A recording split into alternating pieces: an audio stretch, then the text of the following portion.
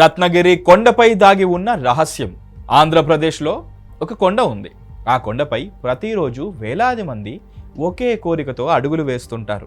వారి చేతుల్లో కొబ్బరికాయలు, పూలు, ప్రసాదం, కానీ మనసులో మాత్రం ఒకే నమ్మకం: సత్యనారాయణ స్వామి ఆశీర్వాదం. ఈ కొండ పేరు రత్నగిరి. ఇక్కడ వెలసిన స్వామివారిని కేవలం ఒక విష్ణు ఆలయంగా మాత్రమే చూడరు. భక్తుల విశ్వాసంలో ఇది సత్యం, ధర్మం, దైవ కృప కలిసిన పవిత్ర క్షేత్రం. దేశం నలుమూలల నుంచి కొత్తగా వివాహమైన దంపతులు, విద్యార్థులు, వ్యాపారులు, ఉద్యోగులు కుటుంబాలతో కలిసి ఈ ఆలయానికి వస్తూ ఉంటారు. కారణం, ఇక్కడ నిర్వహించే సత్యనారాయణ స్వామి వ్రతం. కానీ ఒక ప్రశ్న చాలా మందికి తెలియదు. భారతదేశంలో ఎన్నో విష్ణు ఆలయాలు ఉండగా సత్యనారాయణ వ్రతానికి అన్నవరం ఎందుకు ప్రధాన కేంద్రంగా మారింది అని. మరో విశేషం, ఈ ఆలయ నిర్మాణం. దూరం నుంచి చూస్తే ఇది సాధారణ ఆలయం కాదు, ఒక రథంలా కనిపిస్తుంది. ఇది యాదృచ్ఛికమా, లేక దీని వెనుక ఏదైనా లోతైన ఆధ్యాత్మిక సందేశం ఉందా? ఇంకా ఆశ్చర్యకరమైన విషయం ఏమిటంటే ఇక్కడ ప్రధాన విగ్రహం. ఇది సాధారణంగా మనం చూసే విష్ణుమూర్తి రూపంతో పూర్తిగా సమానంగా ఉండదు. ఈ రూపం వెనుక ఆలయ సాంప్రదాయం చెప్పే ఒక ప్రత్యేక తాత్విక భావన ఉంది. అయితే రత్నగిరి కొండపై ఈ దేవాలయం ఎలా వెలిసింది? ఈ క్షేత్రం చరిత్ర ఎక్కడ ప్రారంభమైంది? అసలు కథ ఇదిగో ఇప్పుడే మొదలవుతుంది. ఒక కళ, ఒక దివ్య ఆజ్ఞ, ఒక కొండ, ఇవే అన్నవరం చరిత్రకు ఆరంభమని స్థానిక సాంప్రదాయం చెబుతోంది. కానీ చరిత్ర ఏం చెబుతోంది? కళలో కనిపించిన స్వామి చరిత్రలో నిలిచిన క్షేత్రం. అన్నవరం ఆలయ ఆవిర్భావం గురించి మాట్లాడేటప్పుడు మనం రెండు కోణాలను స్పష్టంగా చూడాలి. మొదటిది ఆలయ సాంప్రదాయం, రెండవది చారిత్రక సమాచారం. స్థానిక ఆలయ సాంప్రదాయం ప్రకారం 19వ శతాబ్దం చివరిలో ఈ ప్రాంతంలోని ప్రముఖులు స్వామివారి దివ్య దర్శనాన్ని కలలో పొందారని చెప్తారు. ఆ కలలో రత్నగిరి కొండపై స్వామివారి విగ్రహం ఉన్న ప్రదేశాన్ని చూపించారని విశ్వసిస్తారు. ఆ తరువాత స్థానికుల సహకారంతో కొండపై తవ్వకాలు జరపగా విగ్రహం లభించిందని ఆలయ సాంప్రదాయం వివరిస్తుంది. ఈ కథ భక్తులలో ఎంతో గౌరవంతో చెప్పబడుతుంది. అయితే దీనిని చారిత్రకంగా నిర్ధారించే సమకాలీన ఆధారాలు పరిమితంగానే ఉన్నాయి. చరిత్రకారుల దృష్టిలో నేటి ఆలయ నిర్మాణం ప్రధానంగా 19వ శతాబ్దం చివరి దశ మరియు 20వ శతాబ్దం ప్రారంభంలో అభివృద్ధి చెందింది. ఆ తరువాత అనేక దశల్లో ఆలయ విస్తరణ జరిగింది. భక్తుల సంఖ్య పెరుగుతుండటంతో మండపాలు, యాత్రికుల వసతి, ప్రసాద కేంద్రాలు, అన్నదాన సదుపాయాలు క్రమంగా అభివృద్ధి కూడా చెందాయి. నేడు అన్నవరం కేవలం ఒక గ్రామం మాత్రమే కాదు, ఇది ఆంధ్రప్రదేశ్లోని అత్యంత ప్రసిద్ధ తీర్థక్షేత్రాలలో ఒకటి. కానీ ఈ ఆలయాన్ని ప్రత్యేకంగా నిలబెట్టింది దాని చరిత్ర మాత్రమే కాదు, ప్రధాన గర్భగుడిలో ఉన్న స్వామివారి రూపం. ఆ రూపం ఎందుకు ఇతర విష్ణు ఆలయాల కంటే భిన్నంగా ఉంటుంది? దాని వెనుక ఉన్న తత్వం ఏమిటి? అదే ఈ కథలోని తదుపరి ఆసక్తికరమైన అధ్యాయం. సత్యనారాయణ స్వామి విగ్రహంలో బ్రహ్మ, విష్ణు, శివతత్వాల సమన్వయం ఉందని ఎందుకు అంటారు? ఆ విశేషాన్ని తెలుసుకుంటే ఈ ఆలయాన్ని మీరు మరో కోణంలో చూడటం ప్రారంభిస్తారు. ఒకే విగ్రహంలో 3 తత్వాలు. అన్నవరం స్వామి ఎందుకు ప్రత్యేకం? భారతదేశంలోని చాలా ఆలయాల్లో మనకు కనిపించేది శంఖం, చక్రం, గద, పద్మం ధరించిన శ్రీ మహావిష్ణువు. కానీ అన్నవరం గర్భగుడిలోకి అడుగుపెడితే భక్తులు ఒక భిన్నమైన ఆధ్యాత్మిక అనుభూతిని పొందుతారు. ఎందుకంటే ఇక్కడ శ్రీ వీర వెంకట సత్యనారాయణ స్వామి వారి మూల విరాట్ ఆలయ సాంప్రదాయం ప్రకారం ఒక లోతైన తాత్విక సందేశాన్ని ప్రతిబింబిస్తుంది. కాబట్టి స్థానిక ఆగమ సాంప్రదాయం మరియు ఆలయ వివరణల ప్రకారం ఈ దైవస్వరూపం సత్యం, ధర్మం మరియు సృష్టి సమతుల్యతలకు ప్రతీకగా భావించబడుతుంది. భక్తులలో విస్తృతంగా ప్రాచుర్యంలో ఉన్న ఒక వివరణ ఏమిటంటే ఈ రూపంలో బ్రహ్మ, విష్ణు, శివతత్వాల సమన్వయ భావన ప్రతిఫలిస్తుందని. ఇది 3 దేవతలు ఒకే విగ్రహంగా కలిసిపోయారనే చారిత్రక వాదం కాదు, ఇది ఒక తాత్విక వ్యాఖ్యానం.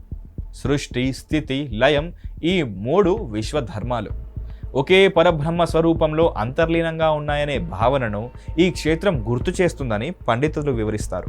స్వామివారి పక్కనే అమ్మవారు శ్రీ అనంతలక్ష్మి అమ్మవారు కొలువై ఉంటారు. ఆలయ సాంప్రదాయం ప్రకారం లక్ష్మీ కటాక్షం లేకుండా సంపదకు విలువ ఉండదని, సత్యం లేకుండా సంపద నిలవదని ఈ యుగల స్వరూపం సూచిస్తుందని భావిస్తారు. మరొక ఆసక్తికరమైన అంశం గర్భగుడిలో దైవ దర్శనం. స్వామివారి రూపాన్ని వివిధ కోణాల నుంచి దర్శించినప్పుడు విభిన్న భావ ప్రకటనలు కనిపిస్తున్నాయనే అనుభూతిని చాలామంది భక్తులు పంచుకుంటారు. ఇది వ్యక్తిగత ఆధ్యాత్మిక అనుభవం. దీనిని శాస్త్రీయంగా కొలవడం సాధ్యం కాదు. కానీ అదే అనుభూతి లక్షలాది మంది భక్తులను మళ్ళీ మళ్ళీ అన్నవరానికి తీసుకువస్తుంది. ఇక్కడ దేవుడిని కేవలం కోరికలు తీర్చే శక్తిగా మాత్రమే కాదు, సత్యాన్ని ఆచరించమని బోధించే దైవంగా కూడా చూస్తారు. అందుకే ఈ క్షేత్రం పేరు సత్యనారాయణ క్షేత్రం. కానీ ఈ ఆలయాన్ని ప్రపంచవ్యాప్తంగా ప్రసిద్ధి చేసినది విగ్రహం మాత్రమే కాదు, ప్రతిరోజు వందలాది మంది కుటుంబాలు చేసే ఒక పవిత్ర వ్రతం. ఆ వ్రతం ఎలా ఇంత విశ్వవ్యాప్తమైనది? ఇంటింటా చేసే సత్యనారాయణ వ్రతానికి అన్నవరంతో ఉన్న బంధం ఏమిటి? పురాణం చెప్పేది ఏమిటి? ఆలయ సాంప్రదాయం ఏం చెప్తోంది? ఇప్పుడు ఆ కథలోకి ప్రవేశిద్దాం. సత్యనారాయణ వ్రతం విశ్వాసం నుంచి సాంప్రదాయంగా మారిన ఆధ్యాత్మిక యాత్ర. భారతదేశంలో ఎక్కువ మంది కుటుంబాలు కలిసి నిర్వహించే వ్రతాల్లో శ్రీ సత్యనారాయణ వ్రతంకు ఒక ప్రత్యేక స్థానం ఉంది. ఇల్లు కొత్తగా నిర్మించినప్పుడు, వివాహం జరిగినప్పుడు, పుట్టినరోజులు, శుభకార్యాలు లేదా కృతజ్ఞతగా చాలా కుటుంబాలు ఈ వ్రతాన్ని ఆచరిస్తూ ఉంటాయి. ఈ వ్రతం గురించి ప్రధానంగా చెప్పబడే కథ స్కాంద పురాణంలోని రేవాఖండంలో లభించే సత్యనారాయణ వ్రత మహత్యంతో సంబంధం కలిగి ఉందని సాంప్రదాయ పండితులు పేర్కొంటారు. అయితే వివిధ ప్రాంతాల్లో వ్రత కథల్లో స్వల్ప భేదాలు కూడా కనిపిస్తాయి. కాబట్టి ప్రజల్లో వినిపించే ప్రతి రూపం ఒకే మూల గ్రంథం నుంచి వచ్చిందని చెప్పడం సరైంది కాదు. అన్నవరం ఆలయ సాంప్రదాయం ప్రకారం స్వామివారి సన్నిధిలో సత్యనారాయణ వ్రతం నిర్వహించడం అత్యంత పుణ్యప్రదంగా భావిస్తారు. అందుకే ప్రతిరోజు వందల సంఖ్యలో కుటుంబాలు ఆలయ పండితుల మార్గదర్శకత్వంలో ఈ వ్రతంలో పాల్గొంటాయి. ఇక్కడ ఒక విషయం గమనించాలి. భక్తులు వ్రతం చేసిన తరువాత తమ జీవితంలో సానుకూల మార్పులు వచ్చాయని అనుభవాలను పంచుకుంటారు. కొంతమంది ఆరోగ్యం మెరుగైందని అంటారు, మరికొందరు ఉద్యోగం వచ్చిందని చెప్తారు, ఇంకొందరు కుటుంబ సమస్యలు తగ్గాయని భావిస్తారు. ఈ అనుభవాలు వారి వ్యక్తిగత విశ్వాసాలకు సంబంధించినవి. వాటిని అందరికీ ఒకే విధంగా జరిగే ఫలితాలుగా లేదా శాస్త్రీయంగా నిరూపితమైన విషయాలుగా చెప్పలేం. కానీ ఒక విషయం మాత్రం స్పష్టంగా కనిపిస్తుంది. ఈ వ్రతం కుటుంబ సభ్యులను ఒకే చోట కూర్చోబెడుతుంది, దైవస్మరణకు సమయం కేటాయిస్తుంది, దానం, ధర్మం, సత్యం, కృతజ్ఞత ఈ విలువలను గుర్తు చేస్తుంది. బహుశా అదే ఈ వ్రతం శతాబ్దాలుగా నిలిచిపోవడానికి అసలు కారణం కావచ్చు. కానీ అన్నవరం ఆలయంలో మరో ఆశ్చర్యం కూడా ఉంది. దూరం నుంచి చూస్తే ఈ దేవాలయం ఒక మహారథంలా ఎందుకు కనిపిస్తుంది? ఆ నిర్మాణం వెనుక కేవలం శిల్పకళే ఉందా, లేక మరో తాత్విక రహస్యం కూడా దాగి ఉందా? రాతితో నిర్మించిన ఈ ఆలయం నిజంగా ఒక రథాన్ని సూచిస్తుందా? ప్రతి మెట్టు, ప్రతి మండపం వెనుక దాగి ఉన్న వాస్తుతత్వాన్ని తదుపరి భాగంలో తెలుసుకుందాం.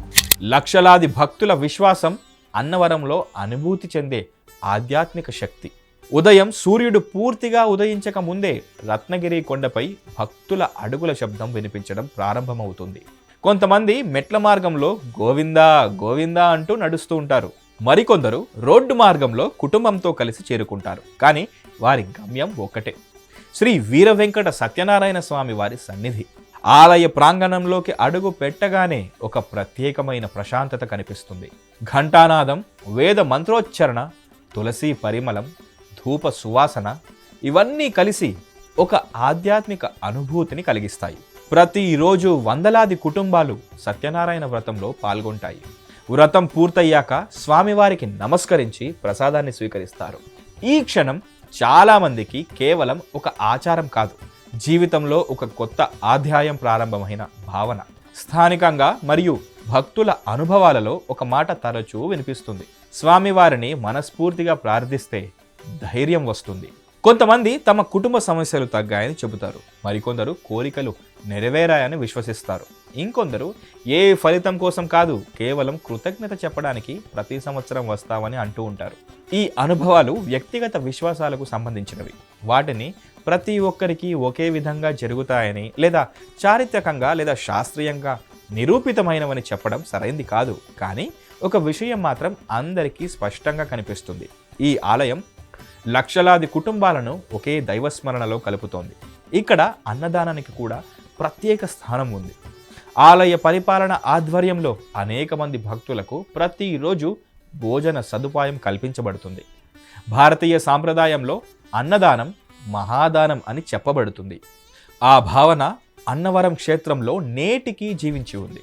భోజనం ముగించుకుని కొండపై నుంచి చుట్టూ చూస్తే పచ్చని ప్రకృతి, దూరంగా ప్రవహించే నది, వీస్తున్న గాలి, ఇవి అన్నీ కలిసి ఒక ప్రశాంతమైన అనుభూతిని కలిగిస్తాయి.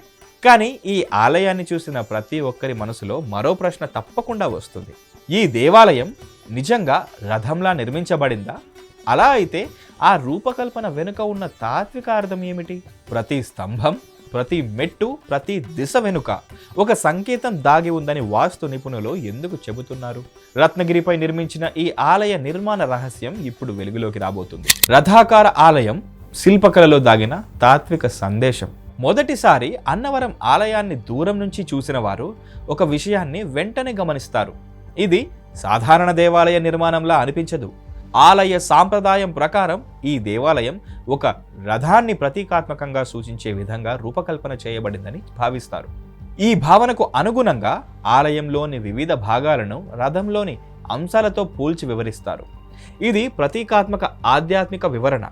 దీనిని ప్రాచీన శిల్ప గ్రంథాల్లో తప్పనిసరిగా ఇదే విధంగా పేర్కొన్న నిర్మాణ సూత్రంగా భావించకూడదు. రథం భారతీయ తత్వంలో ఒక గాఢమైన ప్రతీక. మన శరీరం రథం, మనసు సారథి, ధర్మం మార్గం, దైవం గమ్యం అనే భావన ఉపనిషత్తులు మరియు భారతీయ తాత్విక సాంప్రదాయంలో కనిపిస్తుంది. ఈ ఆలయాన్ని దర్శించే అనేక మంది భక్తులు ఆ ప్రతీకను స్వామివారి సన్నిధిలో అనుభూతి చెందుతారు. రత్నగిరి కొండపై ఆలయ నిర్మాణం కూడా సహజ భౌగోళిక పరిస్థితులకు అనుగుణంగా రూపొందించబడింది. కొండ ఎత్తు, గాలి ప్రసరణ, వర్షపు నీటి పారుదల, యాత్రికుల రాకపోకలు ఇవన్నీ దృష్టిలో ఉంచుకొని కాలక్రమేణా నిర్మాణ విస్తరణ జరిగినట్లు మనకు కనిపిస్తుంది. ఆలయ మండపాల్లో శిల్పకళ చాలా సున్నితంగా కనిపిస్తుంది. స్తంభాలపై పుష్పాలంకరణలు, పౌరాణిక రూపాలు, అలంకార చెక్కుళ్ళు దక్షిణ భారత దేవాలయ శిల్ప సాంప్రదాయాన్ని ప్రతిబింబిస్తాయి. అయితే అన్నవరం ప్రత్యేకత శిల్పాల్లో మాత్రమే లేదు. ఈ ఆలయం నిరంతరం జీవిస్తున్న ఒక ఆధ్యాత్మిక కేంద్రం. ప్రతిరోజు కొత్త కుటుంబాలు వస్తాయి, కొత్త ప్రార్థనలు వినిపిస్తాయి, కొత్త ఆశలు పుడతాయి. అందుకే ఈ దేవాలయం ఒక చారిత్రక కట్టడం మాత్రమే కాదు, భక్తి, సేవ, ధర్మం ఇప్పటికీ కలిసి నడుస్తున్న ఒక జీవంతమైన క్షేత్రం.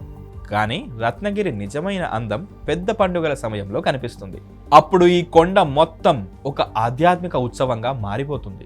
కళ్యాణోత్సవాలు, వార్షిక బ్రహ్మోత్సవాలు, వేలాది దీపాల వెలుగులో రత్నగిరి ఎలా ఆధ్యాత్మిక మహోత్సవంగా మారుతుంది? ఈ క్షేత్రం చివరికి మనకు అందించే సందేశం ఏమిటి? ఈ చివరి భాగంలో మనం తెలుసుకుందాం. ఉత్సవాల వెలుగులో రత్నగిరి నిద్రపోని భక్తి క్షేత్రం. సంవత్సరంలో కొన్ని రోజులు రత్నగిరి కొండ పూర్తిగా మరో ప్రపంచంలా కనిపిస్తుంది. సాధారణ రోజుల్లో ప్రశాంతంగా ఉండే ఈ క్షేత్రం ఉత్సవాల సమయంలో భక్తి తరంగాలతో కలకలలాడుతుంది. ప్రత్యేకంగా వైశాఖ శుద్ధ ఏకాదశి సందర్భంగా నిర్వహించే వార్షిక బ్రహ్మోత్సవాలు ఆలయ సాంప్రదాయంలో అత్యంత ప్రాముఖ్యత కలిగిన వేడుకల్లో ఒకటి. ఈ సందర్భంగా స్వామివారికి ప్రత్యేక అలంకరణలు, వేద పారాయణాలు, హోమాలు, ఉత్సవమూర్తుల సేవలు భక్తుల సమక్షంలో వైభవంగా నిర్వహించబడతాయి. రాత్రివేళ దీపాల వెలుగులో మెరిసే రత్నగిరి, ఆకాశంలో నక్షత్రాలు, కొండపై వెలిగే దీపాలు ఒకే దృశ్యంలో కలిసిపోతాయి. వేలాది మంది భక్తులు గంటల తరబడి క్యూలో నిలబడి ఒక్క క్షణం స్వామివారి దర్శనం కోసం ఎదురు చూస్తారు. ఆ ఒక్క క్షణం వారి కోసం. అలసటను మరిపించే అనుభూతి ఆలయంలో నిర్వహించే సామూహిక సత్యనారాయణ వ్రతాలు ఈ క్షేత్రానికి ప్రత్యేక గుర్తింపు తీసుకొచ్చాయి. ఒకే మండపంలో వందలాది కుటుంబాలు ఒకేసారి వ్రతంలో పాల్గొనడం చూడడానికి ఎంతో విశిష్టంగా ఉంటుంది. అక్కడ కులం లేదు, ప్రాంతం లేదు, భాష లేదు, అందరినీ కలిపేది ఒకటే. ఆలయ పరిసరాల్లో ప్రసాదాల సువాసన, వేద ఘోష, పిల్లల నవ్వులు, వృద్ధుల ప్రార్థనలు, కొత్త దంపతుల ఆశలు అన్నీ కలిసి ఒక జీవంతమైన ఆధ్యాత్మిక సంస్కృతిని మనకు ప్రతిబింబిస్తాయి. రత్నగిరి శిఖరంపై నిలబడి చుట్టూ విస్తరించిన ప్రకృతిని చూస్తే ఒక విషయం అర్థమవుతుంది. ఈ క్షేత్రం కేవలం కోరికలు కోరుకునే ప్రదేశం కాదు, జీవితాన్ని ఒకసారి ప్రశాంతంగా ఆలోచించే స్థలం కూడా. కానీ అన్నవరం నిజమైన మహిమ ఇంకా ఒక సందేశంలో దాగి ఉంది. అది ప్రతి భక్తుడు తన జీవితానికి తీసుకెళ్లాల్సిన సందేశం. సత్యనారాయణ స్వామి ఎందుకు సత్యం అనే పేరుతో ఆరాధించబడుతున్నాడు? ఈ ఆలయం మనకు చివరికి నేర్పే శాశ్వత పాఠం ఇప్పుడు మీ ముందుకు రాబోతుంది. సత్యం, ధర్మం, దానం, అన్నవరం చెప్పే శాశ్వత సందేశం. మన ప్రయాణం ఇప్పుడు ముగింపు దశకు చేరుకుంది. ఈ డాక్యుమెంటరీలో కేవలం మనం ఒక ఆలయాన్ని మాత్రమే చూడలేదు, ఒక ఆధ్యాత్మిక తత్వాన్ని, ఒక జీవంతమైన సాంప్రదాయాన్ని మరియు తరతరాలుగా కొనసాగుతున్న విశ్వాసాన్ని కూడా అర్థం చేసుకునే ప్రయత్నం చేశాం. రత్నగిరి కొండ ఒక భౌగోళిక ప్రదేశం మాత్రమే కాదు, అది లక్షలాది మంది భక్తుల ఆశల కొండ. ఈ క్షేత్రం ఒక ముఖ్యమైన సందేశాన్ని మనకు గుర్తు చేస్తుంది.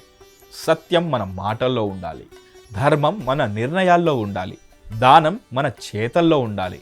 బహుశా అందుకే స్వామివారి పేరు సత్యనారాయణుడు.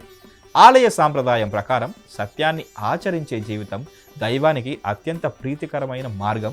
ఈ భావన కేవలం వ్రతాల్లోనే కాదు, మన రోజువారీ జీవితంలో కూడా ప్రతిబింబించాలని ఈ క్షేత్రం సూచిస్తుంది. మన ప్రయాణంలో ఒక విషయం స్పష్టంగా తెలిసింది. రత్నగిరి మహిమ కేవలం కొండలోనే లేదు, కేవలం ఆలయ నిర్మాణంలోనే లేదు, కేవలం ప్రసిద్ధ వ్రతంలో కూడా లేదు. అది లక్షలాది మంది భక్తుల విశ్వాసంలో ఉంది అని. తరతరాలుగా తల్లిదండ్రులు పిల్లలకు, తాతలు మనవళ్లకు ఈ క్షేత్రం గురించి చెప్పిన కథల్లో ఉంది, అన్నదానంలో ఉంది, సేవలో ఉంది, కృతజ్ఞతలో ఉంది. చరిత్ర ఈ ఆలయ అభివృద్ధిని చెబుతుంది. ఆలయ సాంప్రదాయం దాని ఆధ్యాత్మిక గాథను వివరిస్తుంది. భక్తుల అనుభవాలు దైవంతో వారి వ్యక్తిగత బంధాన్ని తెలియజేస్తాయి. ఈ మూడు కలిసినప్పుడే అన్నవరం ఒక సంపూర్ణ ఆధ్యాత్మిక యాత్రగా మారుతుంది. రత్నగిరి కొండ నుంచి సాయంత్రపు సూర్యాస్తమయాన్ని చూస్తూ ఒక ప్రశ్న మనసులో మెదులుతుంది. జీవితంలో మనం ఎంత సంపాదించామన్నది కాదు, ఎంత సత్యంగా జీవించామన్నదే నిజమైన సంపద కదా. బహుశా అదే అన్నవరం మనకు అందించే శాశ్వత సందేశం. ఇలాంటి మరిన్ని దేవాలయ రహస్యాలు, చరిత్రలో దాగి ఉన్న విశేషాలు, పురాణాల వెనుక ఉన్న ఆధ్యాత్మిక సందేశాలను తెలుసుకోవాలంటే ఆహా భక్తి ఛానల్ను సబ్స్క్రైబ్ చేయండి. వీడియో నచ్చితే లైక్ చేయండి, మీ కుటుంబ సభ్యులు మరియు మిత్రులతో షేర్ చేయండి. మీకు అన్నవరం క్షేత్రంలో ఉన్న అనుభవాన్ని కామెంట్ సెక్షన్లో తప్పకుండా మాతో పంచుకోండి. మరో అద్భుతమైన దేవాలయ గాథతో త్వరలో మళ్ళీ కలుద్దాం. ఓం నమో నారాయణాయ. నేను మీ మహేష్.